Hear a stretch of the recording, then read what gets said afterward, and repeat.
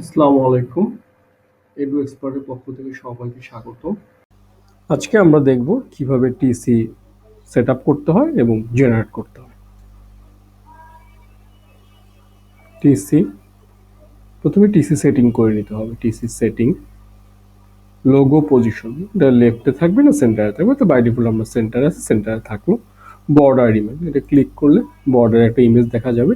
এই ইমেজটাকে প্রথমে অবশ্যই কম্পিউটারে রাইট মাউস ক্লিক করে সেভ ইমেজ অ্যাজ দিয়ে সেভ করে নিতে হবে এবং এরপরে বর্ডারের এই ছবির উপরে লেফট মাউস ক্লিক করে ইমেজটাকে আপলোড করে দিতে হবে। অর্থাৎ ইমেজ এটা আপলোড করতে হবে। এটা যদি এই ইমেজটা হয় তো অবশ্যই ইমেজ, অথবা আপনার কম্পিউটারে যদি কোনো বর্ডার থাকে আপনি সেই বর্ডারটা আপলোড করতে হবে। একটা ইমেজ আপলোড করতে হবে, নাহলে এটা এরর দিবে।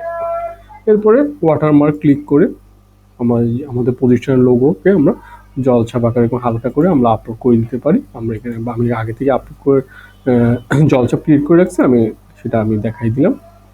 এবং এখানে ব্যাকগ্রাউন্ড কালার, এইখানে ব্যাকগ্রাউন্ডের কালারটা কি হবে সেটা আমি চাইলে হালকা কিছু কালার লিখে দিতে পারি, সেই কালারটাই শো করবে, আর নাহলে বাই ডিফল্ট এটা হোয়াইটই থাকবে। এরপরে হচ্ছে একটা ইনিশিয়াল রেফারেন্স নাম্বার।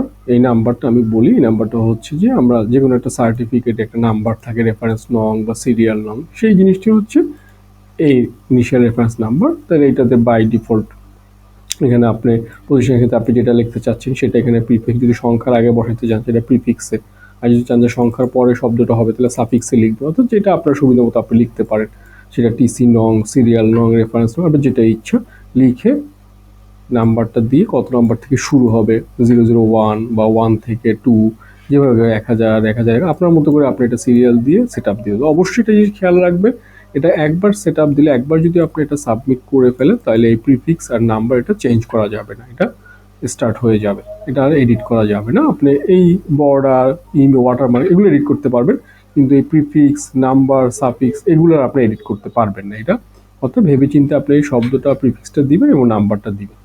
হ্যাঁ, আমি এখানে রেফারেন্স নং আছে, এখানে আমি টিসি নং দিয়ে 101 দিয়ে সেট আপ দিই, আমার কিন্তু এই রেফারেন্স নাম্বারটাই শো করবে। যেহেতু ডেমো স্কুল, এটা আগে থেকে সেট আপ দেওয়া হয়েছে, তো আমি দেখানোর প্রয়োজনে আমি এখন এটা চেঞ্জ করলে আমার এখানে টিসি নং আসবে না। দেখ, আমি তারপরে লিখে আমি সেট আপ দিয়ে দিলাম, আমার সেট আপের কাজ শেষ। এবার আমি টিসি এখন জেনারেট করবো। যে বাচ্চাটা টিসি নিবে তার নামটা আমি জেনারেট করবো। +1 আমি সেকশন অ্যাক্টিভ স্টুডেন্ট লিস্টে আমি সোনিয়া আক্তার, সে টিসি নিয়ে চলে যাবে। স্টুডেন্ট লিস্টে তাকে সিলেক্ট করলাম এবং গেট টিসি সেট আপ। এখন স্টুডেন্ট লেফট ডেট হচ্ছে, ধরে নিলাম সে ডিসেম্বর 1 তারিখ বা ডিসেম্বরের 31 তারিখে চলে যাবে। পেমেন্ট কমপ্লিট এবং 28 নভেম্বর, ঠিক আছে, 28 নভেম্বর পাসিংয়ের 2024। প্রমোটেড ক্লাস 1 থেকে সে কমপ্লিট ক্লাস 1 করছে, প্রমোটেড ক্লাসে 2তে যাবে।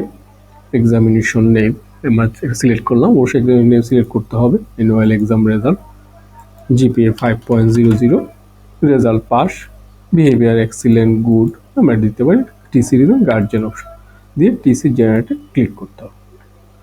টিসি জেনারেট কমপ্লিট হয়েছে।